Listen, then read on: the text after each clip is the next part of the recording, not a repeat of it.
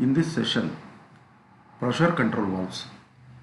Pressure control valves are used to control the pressure of flow medium in the hydraulic system. The functions of this pressure control valves are the limit the maximum pressure as a safety measure. If the pressure increases behind the specified limit or the required limit, behind the maximum limit, then automatically the pressure safety due to safety measure, the maximum pressure relief takes place. Are regulating or reducing pressure of the medium in a particular portion of the hydraulic system. If any one hydraulic circuit, if they need the reduce the pressure or the reduce the pressure or the increase the pressure or regulate the pressure can be done by using this pressure control valves. And third, the function of this pressure control valves is the unloading system pressure.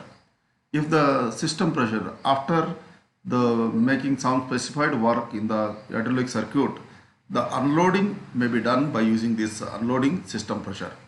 Fourth one is assisting the sequential portion of the actuator. Sequential portion means in the hydraulic circuit there are a lot of the components will be there. Those components are working in the sequential manner, and sequential operation needs the sequential pressure regulating system, and controlling the pressure by sequential order can be done by using this the pressure control valves, and any other pressure relief functions by virtue of pressure control can be done, and reduce stepping down pressure level from the main circuit to the lower pressure in a sub-circuit. The main circuit and the sub-circuit pressure regulations can be done by using these pressure control valves. And also the pressure control valves are always associated with the spring, actuating of the valve element, spring and the valve element. Is due to the spring, the actuation is due to the fluid pressure, and the return to normal position is due to spring. The actuation is done by the oil pressure, and it comes to the normal position by the spring. The main factor for the spring in any pressure related valve is to set the system pressure to the designed pressure. The spring is setting the system pressure. Means if behind that spring pressure, then automatically pressure the control valve opens. According to the different functions, the pressure valves can be classified into three types. One is the primary function they perform. Depends on that, the pressure valve can be classified. Type of connection and size, pressure of operating range is the one of the major classification of pressure control valves. Based on the primary function, the pressure control valves can be classified into six types. One is the pressure relief valve, pressure reducing or regulating valve, pressure unloading valve, pressure sequencing valve, pressure counterbalancing valve, braking valve. In that, the pressure relief valve, as you all know, that if the any one hydraulic system reaches its the specified the pressure or the optimum pressure, then the pressure relief valve opens and maintains the constant pressure in the system. Pressure reducing or regulating valve. If they want to any one hydraulic system the more pressure or reduced pressure, then can be regulated or the reduced by using this pressure reducing valve. Pressure unloading valve. It is usually after working some specified work in the hydraulic circuit or hydraulic system, the pressure will be unloaded. That is done by the pressure unloading valve. Pressure sequencing valve. In the hydraulic system, there are a lot of valves and there are a lot of the components will be there. Those components should be operated sequential manner as specified by the designer. Like that, the pressure sequencing can be done by using the different pressure sequencing valve, and the pressure control valve. Pressure control, as I said, the excess pressure can be controlled, and the system can be kept in the safe and the working and safe working zone can be done by using this the pressure control or pressure balancing valve. Brake valve. Some cases Sudden breaking of this, the sudden stopping of the any one component required, then the brake valve will be used. Next one is the first category is the pressure relief valve. Pressure relief valve, always the pressure control valves contains the pressure spring and the spring operated adjustment screw.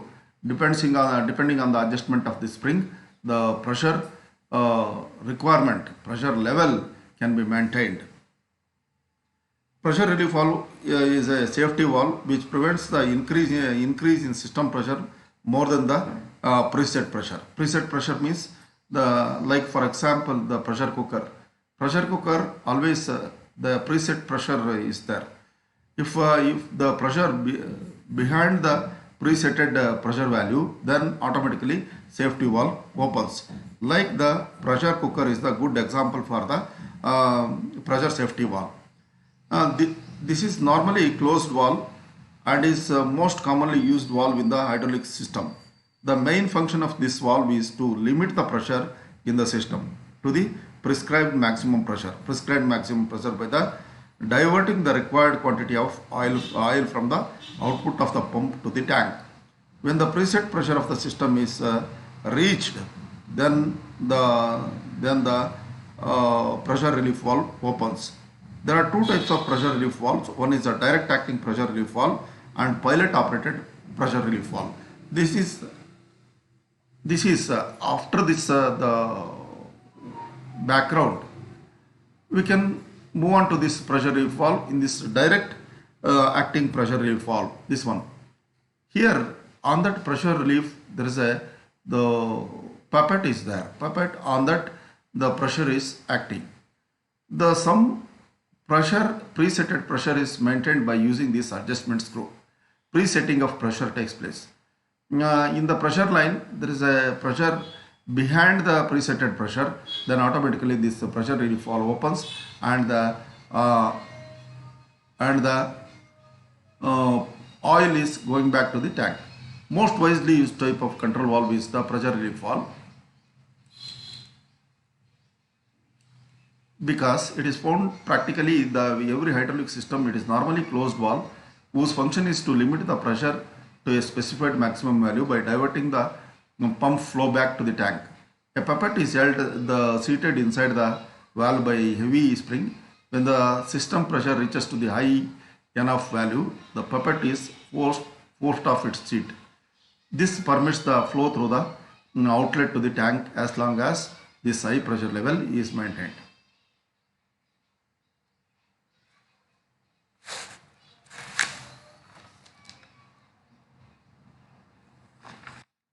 Here another one is the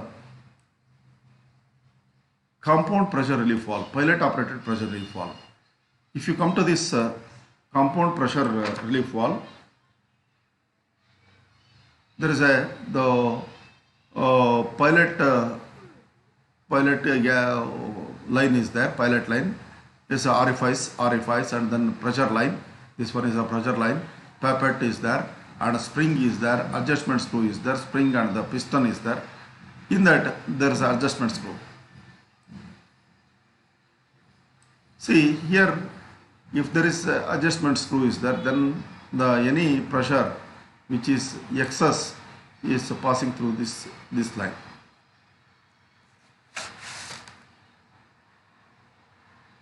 The tank portion is connected to the tank port is connected to the tank. The pilot relief valve is a puppet type. The main relief valve consists of a piston and the stem. The main relief piston as the orifice drilled through it. The piston has equal areas exposed to the pressure on the top and bottom and is in the balanced condition due to the equal force acting on the both sides. It remains stationary in the closed position. The piston has the light bias spring to ensure it's closed. When the piston is less than the relief valve setting, the pump flows goes to the system. If the pressure in the system becomes high enough, it moves the pilot puppet off its seat. The small amount of flow begins to through the pilot line back to the tank. Once the flow begins through the piston orifice and the pilot line, pressure drop is induced across the piston due to the restriction in the restriction of the piston orifice. The pressure drop is induced across the piston due to the restriction in the pressure orifice. Pressure drop then comes to the piston, causes the piston and stem to lift off, and the flow goes to directly from the pressure post to the tank. Like this it is working. And the non-pressure compensated flow valves, flow control valves, you see here. In the flow control valves, non-pressure compensated flow control valves. Non-pressure compensated flow control valves are used when the system pressure is relatively constant and motoring speed is not too critical.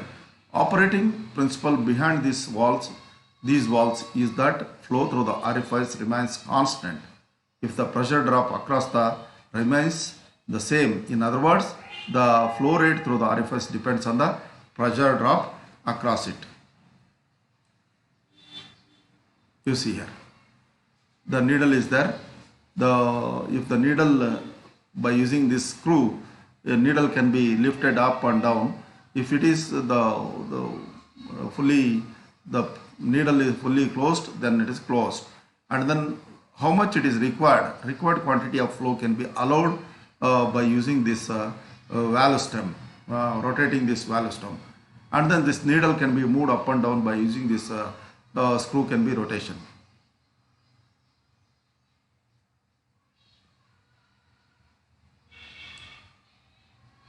Non-compensated pressure needle type flow control, fully closed and partially opened and fully opened. As I said, this is in this, it's a partially opened and then fully opened, fully closed.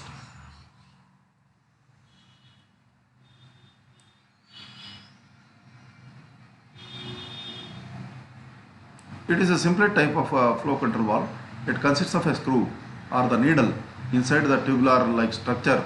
It has an adjustable orifice that can be used to reduce the flow in the circuit. The size of the orifice is adjusted by turning the adjustment screw, and that raises or lowers the needle for the given opening position.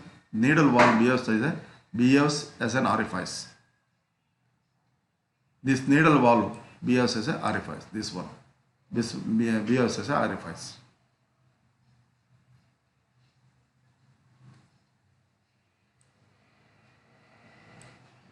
Pressure compensated flow control valve. Pressure compensated flow control valves consist of a main spool and the compensator spool. Main spool and compensator spool. Adjustment knob control and the knob control the main spool position, which controls the orifice size in the outlet. The upstream pressure is delivered to the valve by the pilot line. Similarly, the downstream pressure is ported to the right side of the compensator spool through the pilot line B. Compensator spring biases the spool so that the turn towards the fully open position. If the pressure drop across the valve increases, that is the upstream pressure increases relative to the downstream pressure. The compensator spool moves to the right against the force of the spring, reduces the flow in the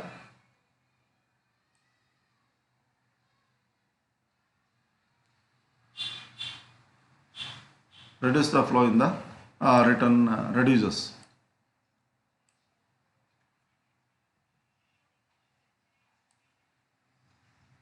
Yes, here. Okay. This is a pilot line, drain line, and main spool and compensator spool. Here it is the compensator spring adjustable knob. If there is a pilot line, this is a pilot line. If there is anything excess is there through this pilot line, it is draining to the B. Pilot line A, pilot line B is there. Okay, drain. From the compensator spool, the oil is passes to this line. Okay, this line here.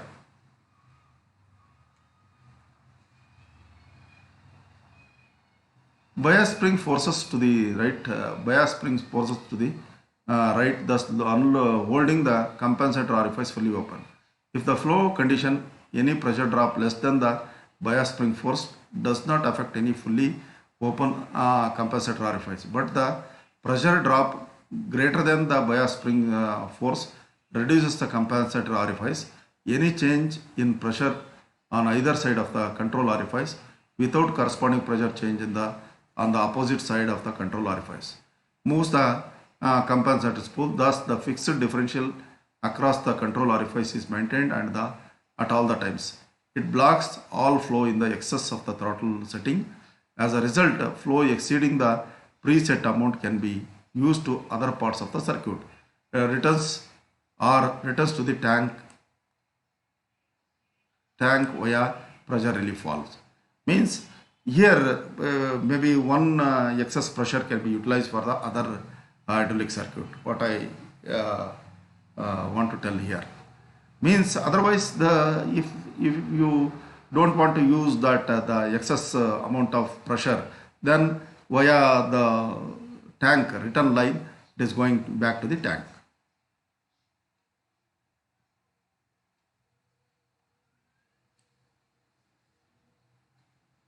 Next bit is hydraulic circuit. Hydraulic circuit, before going to this hydraulic circuit, there are a lot of valves are there.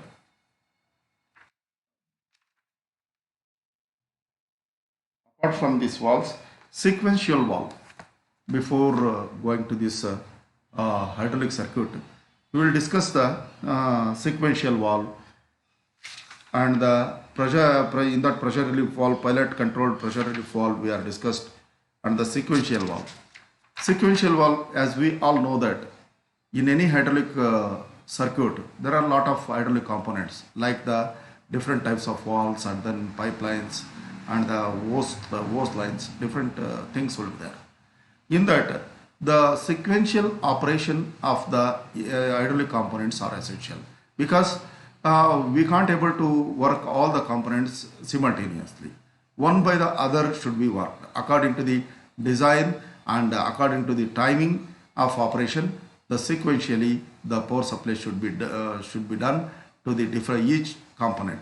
Then only sequential operation can be done, and the proper functioning of the circuit or the system will be there. Pressure reducing valve, unloading valve, speed control valve. Speed is the one of the unwanted thing in the hydraulic system. If excess speed is there, then we have to reduce the speed by means of controlling the pressure in the system. And the next, calculation of flow rate is important. As you all know that the flow can be calculated by using the very basic fundamental equation, that is the Q is equal to A into V. That equation is called as continuity equation. As we all know that A is the area of cross section and V is the volume and Q is the discharge, volume through which it flows, and the specific volume per kg. By using that equation we can calculate the flow, and also viscosity also we have to calculate, orifice resistance also we have to calculate, and the different orifice resistance and then speed, different things we have to calculate. Adjustable throttle adjustment we have to calculate, and the flow regulation valve or the pressure drop independent control valve, like the different things are needed. That is the out of scope of this syllabus. Just only I am discussing for the how the further valves are working, and the future apart from this syllabi, a lot of things you can learn by yourself. Depends on your interest, depends on your enthusiastic nature.